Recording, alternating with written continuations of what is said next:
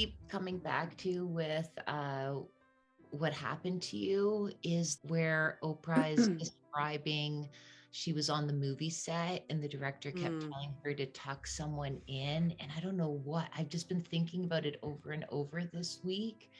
And I think what it just points out is you don't know what you don't know. And this is where having a deficit in social relations, and if you're in moments of your life with more isolation, that it can be hard, that I just started to wonder more and more.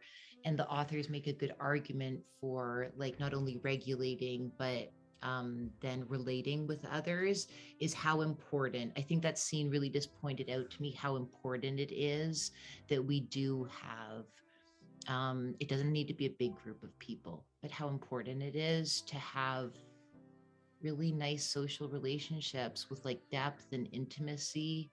Yeah, I really loved that part of the book. That story was impactful. You're like, yeah. When she's like, I don't know what that is. I know. She's like, I don't know what you're saying. Right? Yeah, that was crazy. Yeah. Okay. Good luck, guys. Right, I will check care. in. Feel better. Thank If you feel up to it, come back on for a little bit and say something. Yeah. I just want to be near the washroom is how I will phrase it. Okay. Bye, buddy. Feel better. Bye. Thank you. Who starts? Oh no, because we're already done this. It's Leah's book. Well, Leah's. matter. Yeah. Okay. I feel really bad about choosing this book. The first time I read this book, I said this in my book report, I read it this summer, and I found maybe because I was co-reading it with From the Ashes, maybe it didn't feel so bad because it was like I was already reading the saddest story. That it was like, this one's like, meh. She turned out all right. So reading it this time, I was like, cheese and rice. This is intense. Like it was just like harder. So sorry, guys. Sorry. Yeah. I feel bad. I think the thing too is when you read a book like this, if you have like coping mechanisms naturally that occur naturally, because that's what we do as humans, right? As we try to adapt. Is sometimes you don't realize that it's affecting you until you're like, why am I being triggered by this other thing that doesn't normally get to me? And you're like, oh, there's all this background stress going on that like my brain's thinking about these things or whatever. Yeah. Books like this are a little intense. But it's okay, Leah. You picked a book that you thought would be good. So no worries, right? Like that's what we're all here for. If you guys become terrified of birds after reading my book, like I apologize, but like, I had the best intentions making it. If you become terrified of birds. It was all best intentions, I guess. Yeah. Yeah. I found it really interesting, this book, how much it linked to some of the books that we read in the first season, especially White Fragility. There was a whole section on racism, which I thought, but I dog-eared some of that. So he's talking about, Oprah's asking questions, and then Dr. Perry says about how children, when you're younger, like the implicit bias of when you're younger, if you don't come across somebody who looks different and you only see, so say white children are seeing only Black people portrayed on media as being violent criminals or whatever, then as a child, you're always going to have like that imprints in your brain. So as you get older, every time that you meet a Black person, you will go to that, and then you will be like, oh no, actually that's not true, but because it's been imprinted in your brain. And so but he's talking about also like talking about a role of an interaction between an inexperienced white cop and a confrontation with a Black teenager late at night, because say that child, the only relationship they've ever had with a white person was when they pulled over their father and they were threatening and all of this stuff, then that child also thinks goes to white cops are going to be scary people all the time. And so it's like how that's where our implicit bias comes from, is what he's saying, is that our brain has been imprinted with this implicit bias, and that for the rest of our lives, we will have to fight that, anything that we've learned as children. something like that. Does that make by sense? replacing it with new experiences, so you can try to Yes. shift that bias. And if you never, which is why representation is so important, because if you never see, Definitely. if you only see a certain portrayal, a certain stereotype, then you're never going to be able to replace that, especially since we're all bombarded by, you know, screens all the time. Well, it just reiterated on the race topic and in actually all topics, because I have a young child, like, God, I gotta get after it. Like, not just like I gotta like get out there and like expose Max to more stuff, which I mean, that's just as a parent, you kind of want to expose your kid to lots of learning opportunities. But like, just like, it really made me reflect on like those, like the stuff you can't take back as a parent too. Like, it made me like anxious. I had really bad postpartum and I was like, fuck, I really fucked her. I really fucked her already. Like, how did I fucking manage this already? Like, I was like, it was just like, it really, the science of it. And I know she is of course fine and will be fine and all that good stuff. But those really early stuff of like being not at my best anyways, and not being as present as I could have been in those first 2 months of her life, where I just did not stop crying. And I felt like an out of body experience. I was so awfully sick that, like, how will that affect, like, it's just like I can't hit undo button kind of thing. You can't, but I mean, it also says in the book really that interesting. like, just because one person in your life is like that doesn't mean that she also had Totally. other strong people in her life who were supportive and all of these things. So Yeah. I don't think it's saying, from what I understand. No, I know, but you know, you kind of, I like a good blaming of myself. I remember too. Remember, B basically had her in the carrier at all times. Like, I know. He just had the midwife told us how you're supposed to do skin to skin contact once the baby comes, and like, what, it's good for the baby, of course, but the other thing, it helps bring your milk in. B kind of took that lesson and took out the mother and milk part and just went straight to, as soon as that baby came out of my body, he took his shirt off. And I'm sure the nurses were just like, what the? And he did not, like, he was just like having a naked party upstairs, a half naked party the whole time. And like, the nurse had to, I think like the next day, because it was kind of late or something, was like, no, you actually have to let the mother hold the baby. It was like, oh, okay. He was like all ashamed of himself. He was like, oh. No, he did the thing. When Elsa was born, I didn't touch her for the first 3 hours because they had not enough nurses in maternity. And so they put me to recover, because they gave me a C-section. They put me to recover in a different place. And then it was shift change. And I'm sitting there wanting to see the baby, and Dan did skin to skin the whole time. Because she was just like so hungry and like licking him. He's like, I'm covered in slobber. You need to take this baby now. Yeah. But like, I don't know. I feel like that affected some of the things that she likes, right? Like, she's like such a daddy's girl. Well, maybe. I don't know. We'll see what she's older. Maybe. But she's such a daddy's girl. Book interrupted. This interruption is brought to you by mullets.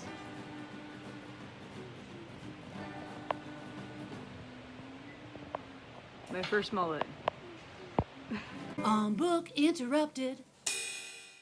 I did think this book was a little bit, I'm sure that there's a lot of facts and I like it, and all the interesting information. It was kind of depressing, like as you're saying, but also I don't think that you're going to fuck up your kid if that happens. Like, I think that, it kind of was like, some of them, they're like, oh, well, too bad, that person's never going to come back from it. Like, there was a couple of children, and I was like, that poor, like, they're screwed now because they didn't get any attention for their whole, just because they didn't get attention for their first couple of years of their life. Like, I mean, maybe it's true, but I think that's such I don't know. It's a little bleak. Yeah, I was looking for the hope, right? Like, when I was reading the book, I'm looking for the hope. I thought on hope. Oh yeah, but there's still hope. But there was not a lot dedicated to like It was like an hope. afterthought, or it was like a side, an aside, being like, but maybe there's hope. But like I was kept on looking for the hope in the book as we went There was along. no And I was like, balance maybe there, this no. chapter, and maybe this chapter, and even if they're named Even things the like ending, recovery. I don't or know if something, all of whatever you it was. finished the I if did. anyone else finished the book, but the ending, it was like super sad, right? I didn't finish the book, and eventually I texted Meredith and was like, so there's a happy ending, right? And she was like, I was like, because if not, I have to bail. And she's like, there's not. You should bail. There's a sad Bail, ending. like, bail. Yeah. Bail. So I only got halfway. I couldn't Yeah. do it Yeah. for my own mental health. Yeah, it was too shaky.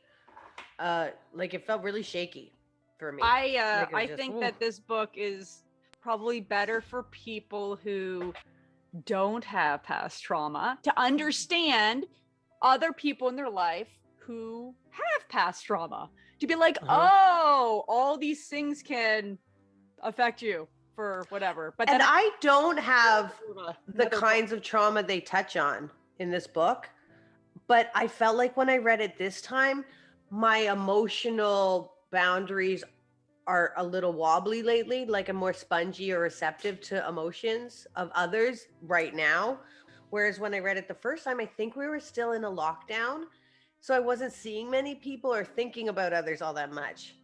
So it felt very, That's interesting. this time, that's what I kept thinking about is like, oh, my girlfriend who has a relatable story, or a child, you know, one of my niece's friends who has a friend who's in foster care. Like I kept doing that, and it was so challenging because it was too spongy. Oh, Sarah, it's just the bronchitis, right?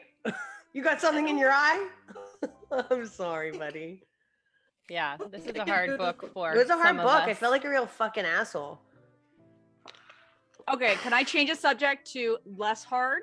Do you want Well, to take a minute first? I'm just gonna take a second and come back. Okay. Yeah, well, don't worry. Kim, why don't you talk about your book? What? Well, I feel like an asshole because I don't feel like this book was that bad. And I'm trying to examine why. So my curiosity has always been in understanding this kind of thing too, specifically. So I feel like there could be some desensitization because this isn't the first time I've read about this topic and these ideas. That makes sense to me. I am potentially good at dissociating and or compartmentalizing. So if I'm like putting on my research hat, like my scientist hat, then I can read all about everybody else's pain and like keep it away from my pain. And sometimes successfully and sometimes not. Sometimes it does hit me, but this book didn't. I think maybe also the fact that I was irritated that it was delivered in this contrived conversation kept me like not sensitive enough. You know what I mean? Because I was like, fuck, these guys are pulling me along, telling me everything they want me to know in this fake conversation or I something. didn't like So the conversation either. That is not my favorite style of yeah, writing. I really didn't like that style. But as far as like happy endings and like the information in this particular book, it was like, this is like, I feel like it's like a starter book for someone to understand how trauma can have an impact. I don't think it was like a finisher book to say how people can experience success after experiencing trauma in their lives. And I think that, like to Leah's point, these things happened at this age group. So now my kid's fucked is too simple, right? Like it's extremely complex. And this is almost an attempt to simplify it, I think, so that like the greater public can have a solid comprehension of it. And I think the stories are extreme stories. And I think that trauma is like on a spectrum. So, and people sometimes say little t trauma, big T trauma, or however they describe. I mean, there's obviously some incredibly traumatic experiences that people have had, and those things have an impact. But there's also like, it's not that simple either, right? Because you can have this person who had this happen and they become a serial killer. And then you have this person who had the exact same thing happen and they become a hunter of serial killers. You know what I mean? Like the two extreme, like I've been watching the Dexter reboot. right? But like it either like propels you into amazingness or propels you right into the repetition of the cycle, right? And I think what this book doesn't spend a lot of time on, which is probably what freaks everybody out too, because it's not there. So this is where the hope is in something called like resilience factors, right? So like Mare didn't have her baby for 3 hours, but that baby was attached to another human skin. So that evens out. The same thing with Leah. Leah had a tough time. She had a super on top of it partner, right? So, and again, it's all on a spectrum. It's not always like this evenness, right? So I think because this book had an intention to inform like the general population in a way that the general population can understand. So some average kind of simplified version of how trauma kind of presents, it did sacrifice a lot of nuances. And sometimes we've called it the hope and all these other things, right? Like, but the nuance, like you're saying, the nuance, like, you know that some people are more sensitive than others. Yeah, the fact that you know the nuance. Just biologically, and what can be done and what can happen, what can help and stuff. And like, it's when like a study looks at, or when we look at risk factors for anything, say like, here's your, like when they say like your risk factor for diabetes or whatever. Like if you have this, if you eat this and you're going to get diabetes, but that's just an average. That's not everybody. And this book makes it look like if this happens, this happens. And it's not that. It's like risk factors it's like the does not score mean thing, it's going to right? happen. Which I think, the A score thing that they touched on, it's like it's not nuanced enough, and it was only tested on like, I don't know, right? like white people, 50-year-old white guys or something. I don't know. Right, and maybe that's the highly sensitive people that this is happening to. For some, depending on how your life is, like that might not be the case. It's very generalized, and I think that's probably what you're thinking too. And I feel like it like the science, like it focused on the science and it used like really human stories, right? And then, but it didn't bridge that space where like to comfort, you know what I mean? The people who would really empathize with the human stories. They used these human stories to like example the scientific concepts they were trying to teach. And there was no in between where it was like, it's okay. Like they did it without empathy, I guess, really. They like introduced these crazy stories and then they were like, and this is what happens to your brain. Yeah. The end. Like, I don't know. Yeah, no empathy. There's something missing. Exactly what happened. It was like, it was hopeless. It felt like a hopeless book. Which is not true. Okay. Which is not true. It's not true. I want to self-correct too. I said resilience factors, and what it actually is protective factors. Yes. Like it's not a all or nothing situation. There's a lot in the math. Like everything with humans, it's all very complicated and nuanced. Absolutely. Right? Like, and we don't understand all of it yet either. Yeah. The book made it feel like this is a science and a story. Like it's like, this is the absolute truth. That's how it was written. So then when I stepped away, so when I stepped away from the book and started thinking about it, I'm like, no, this is his opinion. Like he's giving you information about the things he knows, but he's not adding all the nuances. He's not personalizing it per case. Like not everyone is the same, but when you're reading the book, it was like, well, any of us who had trauma as a child were just fucked.